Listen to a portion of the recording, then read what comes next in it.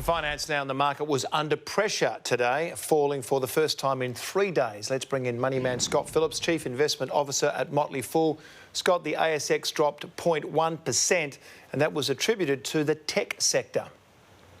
Tomo, good evening. It certainly was, and it was a remarkable fall. Tech lost 6% in a single day today, and it really spared almost nobody. Block, the company that now owns Afterpay, was down meaningfully, as were WiseTech and Computershare among the large caps, but it pretty much was a sea of red across tech. And when those big names fall that much, very, very hard for the ASX to put on a positive show. Agricultural chemical company Nufarm was a big winner today.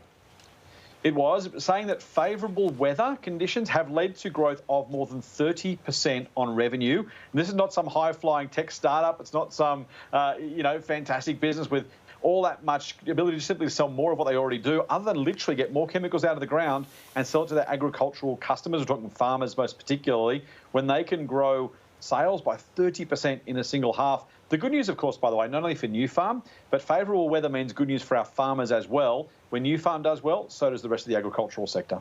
It's a big positive. Sydney airport investors have approved a multi-billion-dollar takeover deal.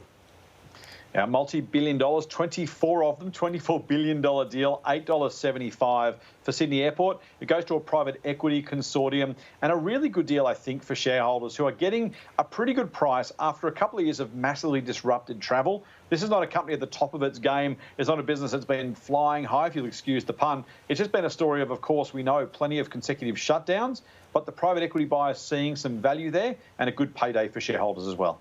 24 billion. And before we go, how are the US futures looking, Scott? Unfortunately, this is where the good news ends, Tomo. At the moment, the futures are down just under 1%. Now, some of that might have been at the back end of our market, so hopefully we'll absorb some of that already. But unfortunately, tonight won't be a good night on Wall Street, and probably not a great day tomorrow on the ASX either. We'll have to wait and see. Scott Phillips, thank you. Thanks, Tomo.